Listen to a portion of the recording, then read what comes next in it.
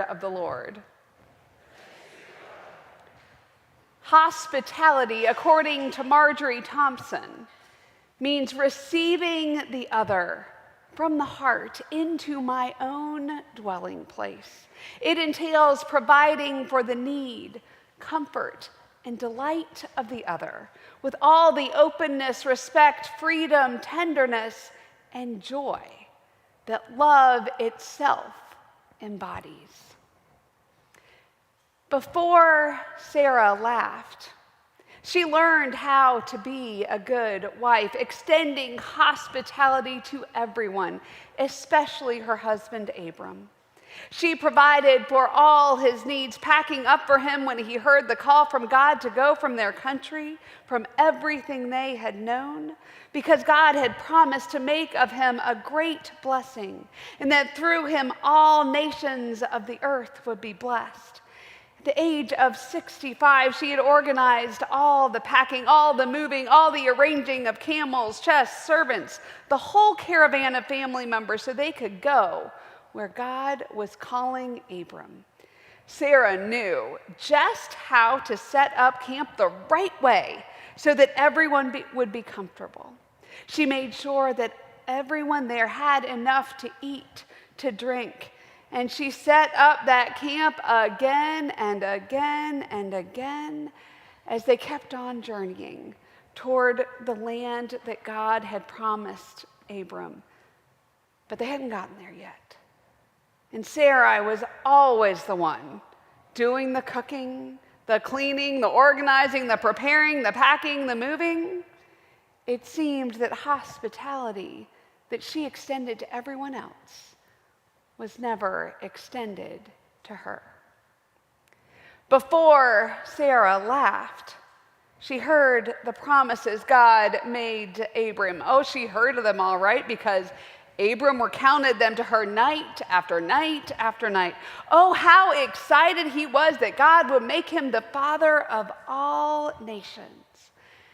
And night after night, Sarai lay awake wondering just how that was going to happen.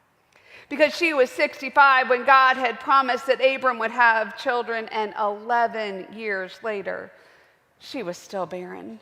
She had wondered what it would like to be a mother for so very long, for all of her adult life, for all of their marriage. And by the time that God made that promise to Abram, Sarai had given up hope of becoming a mother. She had given all the baby clothes that she had so carefully made away to her friends and family, all who had kids of their own. And Sarai had become accustomed to life as the matriarch of a traveling family, caring for everyone else. Who was she to get in the way of God? Perhaps if IVF had been an option for her back in those days, Sarai would have been through round upon unsuccessful round by now, with still no results, and still more despair. But Sarai knew what God's promise was, and she knew she wanted to play a role in fulfilling it. Because she saw the disappointment in Abram's eyes each month when she just shook her head at him, confirming, nope, no baby this time. Perhaps Sarai began to give up on God because it sure seemed that God was giving up on her. But Abram wasn't going to give up. He was going to make sure that God's promise happened, and so Sarai did what she thought best for her husband. She did what she thought best to keep God's promises on track. Because, she had an Egyptian slave whose name was Hagar. So Sarai told Abram, "You see that the Lord has prevented me from bearing children.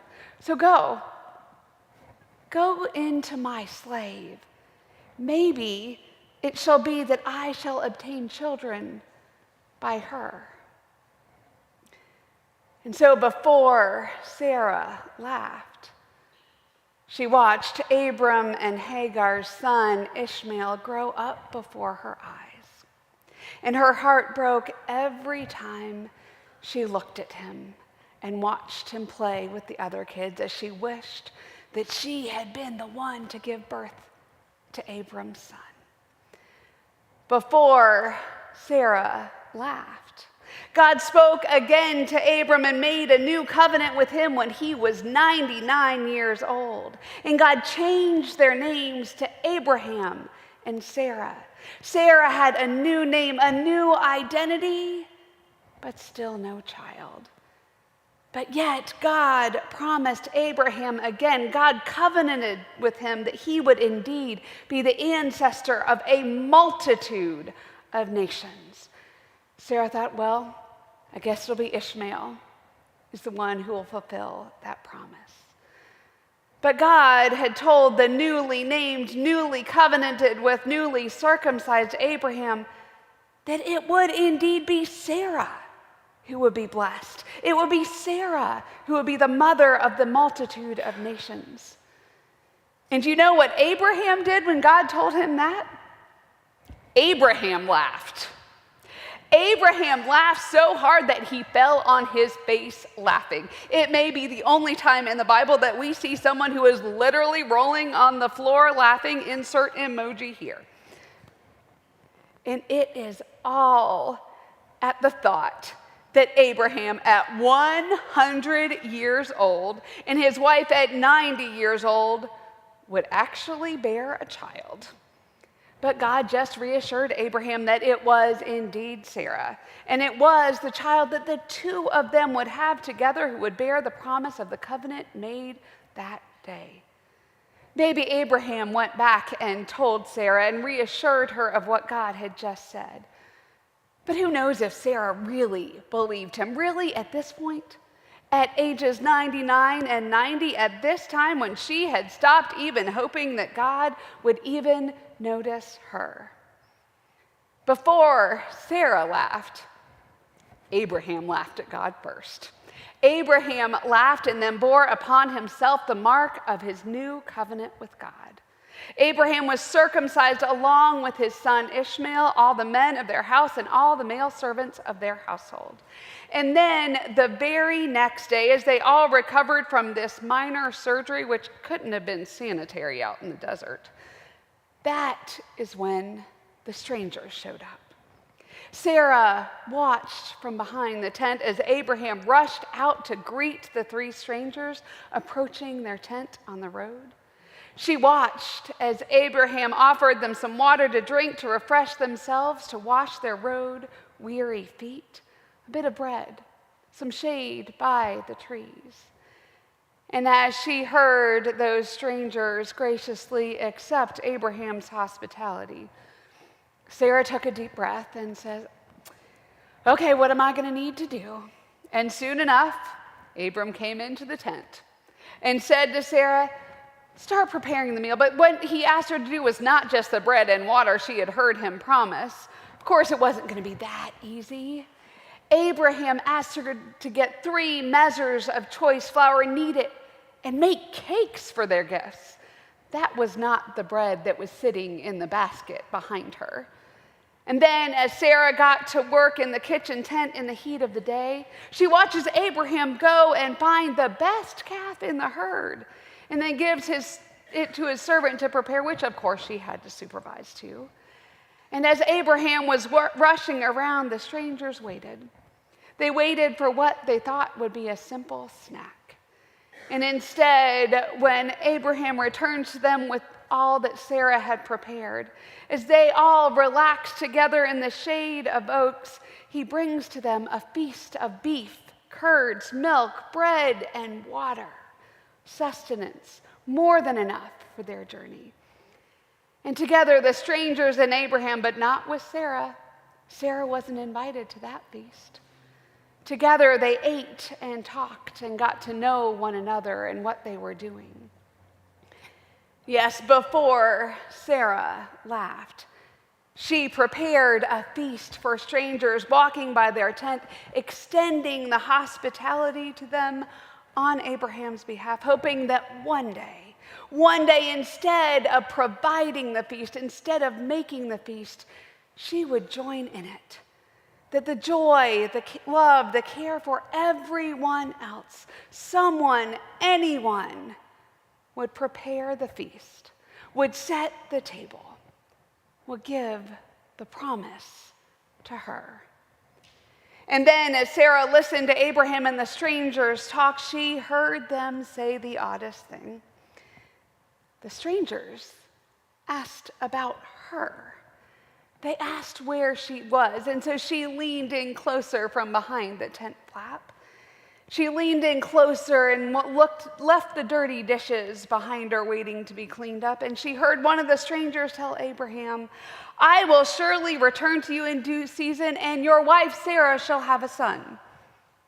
Now, Sarah knew that was absolutely not biologically possible at this point. It had been years since she had experienced the way of women each month, since she had been devastated every time it came. And at this point, she was even way past menopause. And that is when Sarah began to laugh. Her shoulders began to shake behind that tent flap as the laughter bubbled up in her. She held it all in, and Sarah laughed at herself at the impossibility of it all. Who did this stranger think they were to know that this would happen at her age? At Abraham's age? And she said under her breath, with doubt and incredulity, "After I have grown old and my husband is old, shall I be fruitful?" Is that even possible? Sarah wondered. Can my frail old body even bear a child? Is it even possible that what I once hoped for, what I once prayed for every night and gave up all hope in Abraham, in my body, in God, is it even possible that it would happen to me of all people? I thought Ishmael was going to do it. And laughing, she began to laugh louder, and she thought, no way, nope, not even possible. This stranger doesn't know what they're talking about. And after Sarah laughed, God said to Abraham, "Why did Sarah laugh and say, 'Shall I indeed bear a child now that I am old?' Is anything too wonderful for the Lord?" And God said, "At the set time I will return to you in due season, and Sarah shall have a son." And Sarah listened and wondered and kept on laughing, perhaps hysterically by this point, perhaps with wonder, with amazement, and maybe a lot of fear that this might actually be true. And then Sarah found her voice. The voice that had been silenced for so long, silenced by her husband, by all the people who had shunned her because of her barrenness, silenced by her own fears, her own doubts. And Sarah, in a moment of self-defense and maybe even self-denial, hoping against hope that maybe it was indeed true and maybe scared that it was, said to the Lord, No, I did not laugh." And as she put her hand upon her stomach, she was so afraid as the emotions swirled within her. After Sarah laughed, that question God had asked Abraham lingered with her. Is anything too wonderful for the Lord? And the laughter bubbled up again because she really didn't know how to answer that question of God. In her life, in her barrenness, in all the challenges she had faced following Abraham as he had followed God, all that she had done for him because of what he was doing for God, she had not asked that question of herself and had not allowed herself to ask questions of God. We never find out how Sarah answered the Lord's question. We are left with her laughter ringing in our ears, and as we listen to her laugh, we know that by the next year, when the strangers pass by again, she indeed held baby Isaac in her arms. Isaac, the son whom she bore with Abraham, whose name meant laughter.